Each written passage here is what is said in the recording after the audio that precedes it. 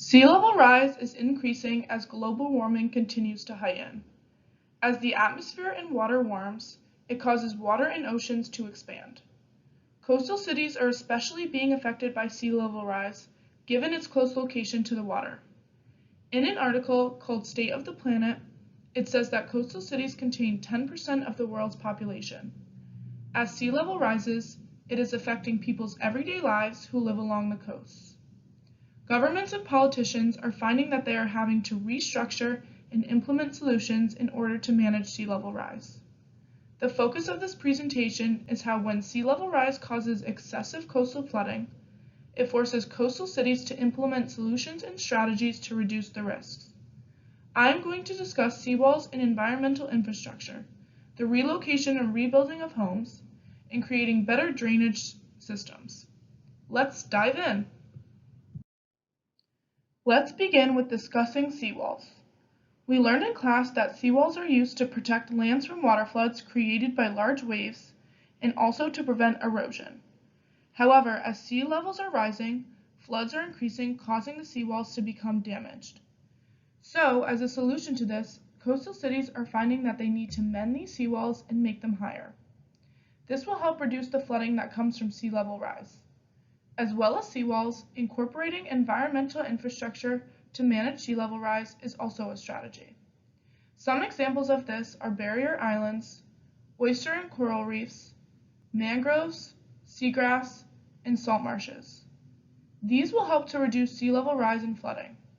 SeaLevelRise.org states that Palm Beach County, a coastal county in Florida, is building mangroves, oyster reefs, marsh, and seagrass territories, worth $17 million as a strategy to deal with sea level rise. Seawalls, as well as implementing environmental infrastructure, is one way that coastal cities can deal with the rising sea levels and the flooding that comes along with it. Along with seawalls and environmental infrastructure, coastal cities have been finding ways to drain the water more effectively. Building water pumps and updated drainage systems are ways in which water can be drained from flooding. Water pumps are able to soak up the water and empty it back into the ocean. As saltwater is corrosive and damaging, it is an easy way to break septic tanks, allowing dirty water to flow out and become a health hazard to the community.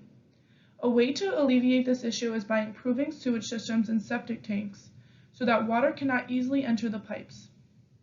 In particular, the pipes can be made longer and the drainage systems can be wider to capture more water. This will help to reduce the flooding that is caused by sea level rise, and it will make drainage quicker and more effective. Another solution that coastal cities are referencing is rebuilding homes and/or relocating people more inland. Homes are getting destroyed from flooding due to sea levels rising. As a solution, coastal cities are recommending that people relocate to higher grounds where flooding isn't as extreme. Homes that are close to the water can be raised up on stilts or concrete blocks. New homes are recommended to be built higher, and existing homes should be raised higher so that water can't reach the infrastructure. Some governments are even beginning to constrain development in areas that are majorly impacted by sea level rise.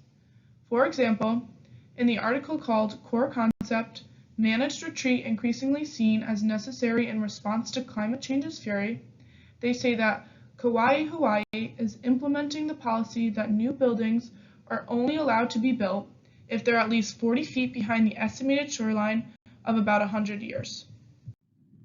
To further this discussion, I am including a discussion with one of my friends regarding this topic. So welcome, Beth. Hi, Kaylee. In this presentation, I have focused on policies and solutions that will help reduce the risks of the increasing sea levels and flooding. I think it would be interesting to include a friend's thoughts on this topic. So Beth, let's say you were a politician working on solutions and policies to manage sea level rise and protecting the community. What are some policies or solutions you would implement?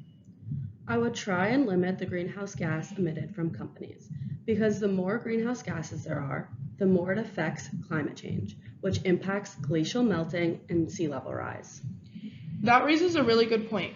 Do you think that there's anything on an individual level that could reduce sea level rise? Individuals can try to limit their carbon footprints. Especially when going to the beach, people should try to limit erosion by cleaning up trash and not touching the natural landscape, such as mangroves and salt marshes, because they naturally reduce carbon dioxide in the air.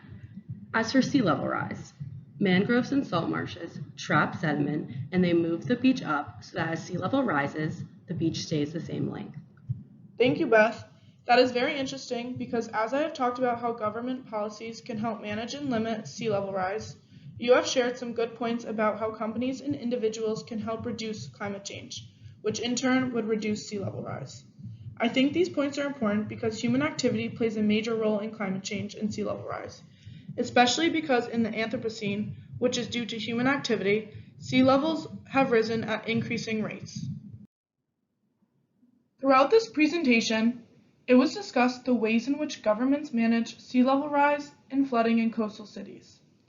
I touched on seawalls and environmental infrastructures, updating drainage systems, and relocating and rebuilding people's homes to help reduce flooding.